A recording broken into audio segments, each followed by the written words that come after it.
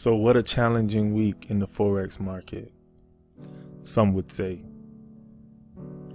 I've been going through a lot of the YouTube channels, listening to some of the Forex YouTubers and analysts and gurus, and there's one common theme that's going on in the market right now where pretty much everyone is saying that, hey, the market isn't moving. They're playing a lot of tricks in the market, meaning the central banks are. Be careful trading the market right now. But I guess I'm in the minority when it comes to that opinion. I think the market is doing really well. I think the market is moving just as the market always moves. I wouldn't say that the central banks are manipulating the market any more than they usually manipulate the market. I would say with everyone wanting to trade Forex right now, with everyone, wanting to make quick, fast money in the Forex market, then that puts a lot of people, for lack of a better term, prey to the central banks, to the central banking system. So is it really that, that they're manipulating the market more than they usually do? Or is it maybe the traders that are getting into Forex trading, or more people that are getting into Forex trading, aren't as skilled or aren't skilled enough to take advantage of the market? Because in my opinion, the market is moving just as it always moves. What I would definitely suggest is that, again, if you're not doing your analysis, if you're not doing your weekly analysis pre-market or prior to the market opening, then you're really doing yourself a disservice. You always got to keep in mind that you only need about 2, maybe 3 good trades a week to live a really good lifestyle trading Forex. You only need let me tell you guys about a lesson I learned. Although I do keep a lot of pairs on my charts, and I'm a proponent of trading as many pairs, keep trading a lot of pairs because of the new level strategy. A lot of times we're looking for setups on a daily time frame. So if you're looking for setups on a daily time frame, they don't come every day. Right? You get a lot of setups throughout the month, but you may be waiting a week, maybe 2 weeks before you get a setup, especially if you're trading only a few pairs. So the lesson I learned, though, although I keep a lot of pairs on my charts, we'll keep a lot of actual charts open, I identify the currency pairs that I'm really looking to trade for that week, and I realized that less is more. When you're really focusing on less pairs, you can kind of narrow down on what you think the market is going to do, and you can kind of be there around the time based on what the market did previously. So you can be there around the time when it happens, right? And you can plan your entries better. You can go as far back as planning when you turn on your computers or your laptop to even look at the market. You get a feel for the market. It becomes instinctful. So the major lesson I learned when it comes to trading the Forex market is less is better. Although I do keep a lot of pairs up on my charts in terms of let me put it like this. I analyze a lot of pairs, but when it comes to what I'm trading for the week, I've narrowed it down to like 2 to 4 different pairs that I think gives me an excellent opportunity, or a really good opportunity to, be profitable in the Forex market for that week. So with that being said, let me show you guys what I am talking about. So I picked out 4 different pairs that you could have easily took trades in on last week and pulled out some really good pips in the market. Okay. And the way that I do that is you always got to take a look at, you want to take a look at your weekly, daily, but even if you don't do a proper top-down analysis, right? If you're looking at the trades that you can take for the week, it's always good to look at the 4-hour time frame. Because remember, like I always say, guys, and I'm gonna blow up one of these pairs. I'm gonna look at the USD CZK, right? If you take a look at the 4-hour time frame, then you know, if you watch any of my videos, then I'm always preaching. I'm always letting you guys know, based on the time frame that we're on, what the session separators represent. And if you look on the 4-hour time frame, guys, when you're talking about this line to that line, that's the session separators. Some people call it the period separators. You're looking at 1 week of price data. 1 week of price data. Now, with the broker that I use, the week actually starts. My new week starts back here, right? But this is the bulk of the week, right? So from this line to this line is the bulk of the week of the price data. And what you want to do every week prior to the market opening, you want to take a look at what price is did for the previous week, so you can get an expectation of what price may do for this week, right? And keep in mind, you only need 2 to 3 good trades per week to do really well in the Forex market. So here's how I would have traded this pair coming into last week. So the first thing I'm going to do, I'm going to mark off where the week started, essentially, for me. And it started like back here on these candles, but for the sake of understanding, I'm going to just go from the period separator line, right? So here's what I would have noticed. Easy setup.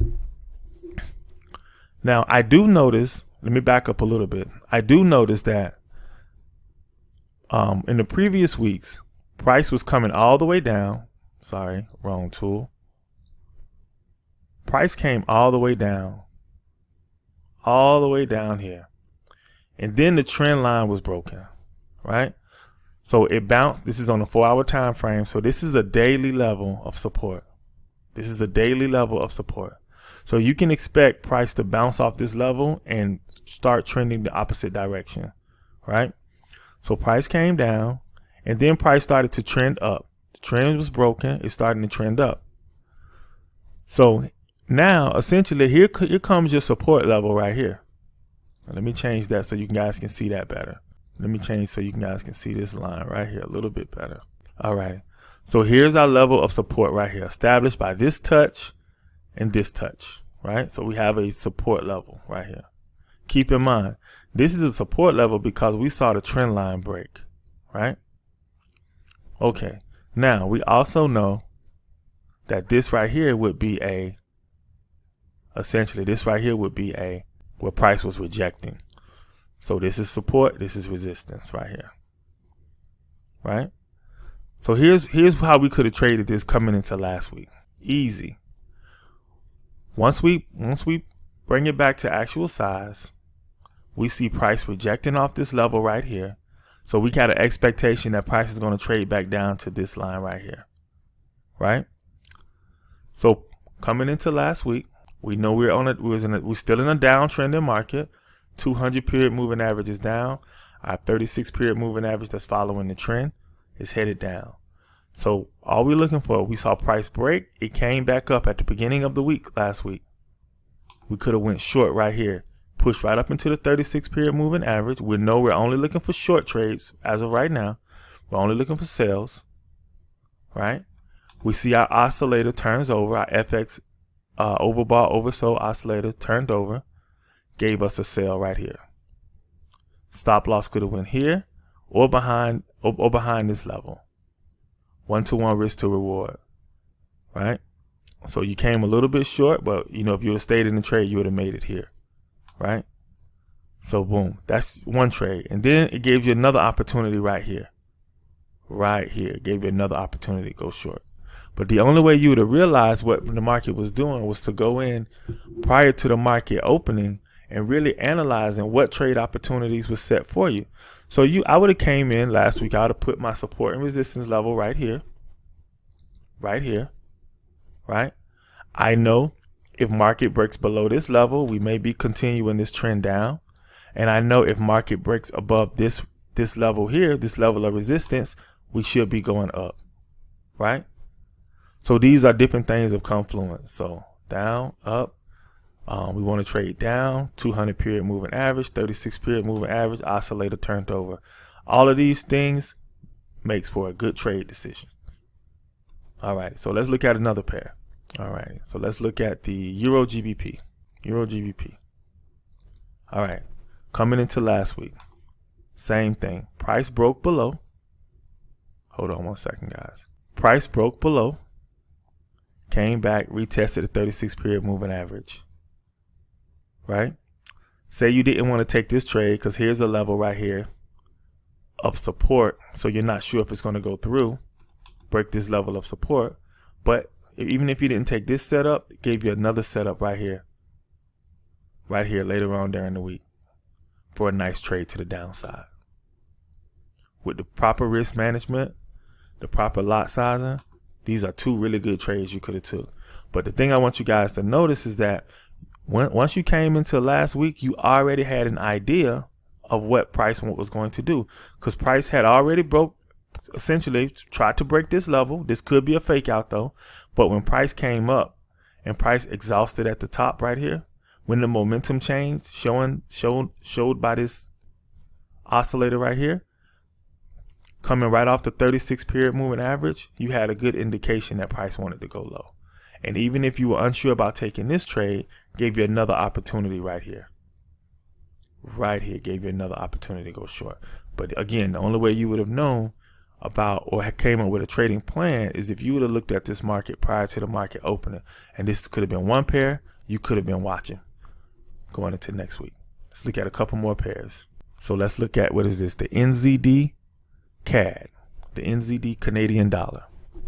And what you see on the NZD Canadian dollar is, remember, the end of last week. This is not, the week before last. Price broke above this level. Right here, consolidation, starting to pull up. Boom, it broke out of the consolidation. That's the high. It broke right out of the consolidation, came back, retested the high, came up. This is essentially right here. This is about the time the week start. Okay, right here is where the week started. Actually, right here. So let's say you don't take this trade right here. Right? Here's a continuation move right here. But definitely you would have been able to, you would have had the confidence to go long here. 55 pip stop. Yeah, you're almost at your 1-to-1 right now. You could have came out of the trade, but that's another good trade. But again, you would have only had a bias to go long if you would have analyzed this pair during the course of the week. A lot of times what traders do, how traders make mistakes in the market is they try to analyze what's going on while the market is actually moving, right? Once you do your top-down analysis, whether you see opportunities in, 2 to 3 pairs or up to like 5 pairs, leave these pairs on the chart, on your platform, opened up, and just stalk your pairs. Stalk your pairs. Look for the move that you're looking for. When you focus on these few pairs for the week, you come out with a better chance of being profitable instead of just focusing on a lot of pairs, right? So narrow your trading pairs down. Go on the 4-hour time frame. Go from the weekly, daily. It should give you a good idea. But then you drop down to that 4 hour. See what it did in the previous week. See what levels of support and resistance you're coming up on, and it'll give you a good indication on which way the market is going to trade. So you stalk those trade opportunities. Okay. One more. This is the last pair, guys. This video, we're at 15 minutes. The last one. All right. So again, you see coming into last week, it bounced off this level high, came up right here, tested the level of resistance again. But you notice when it pulled down, the momentum to the downside wasn't as strong. So it came up, boom, broke the level. Okay, you're breaking the level now. You will go in. This was the highest point before it broke the level. Price came back, retested the level right here. Look at your momentum oscillator, right? It's telling you at the close of this candle, I hit it right on the candle. That's amazing. So at the close of this candle right here, the momentum shifted to the upside in line with everything else, the 200, the 36 period moving average.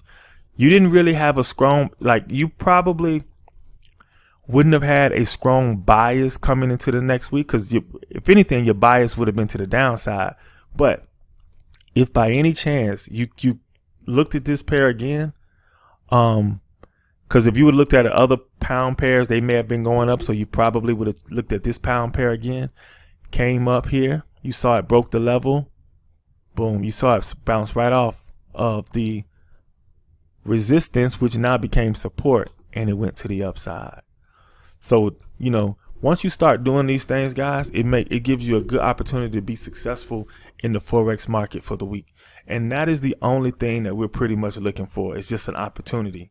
Trust me, guys, if you just analyze the market and you look for, 2 to 3 pairs per week, maybe up to 5 pairs, and just stalk the pairs, just stalk the move that you're looking to make, you stand a better chance of getting some really good trades during the week. And like I always say, you only need about 2 to 3 good trades per week to be really successful in the Forex market.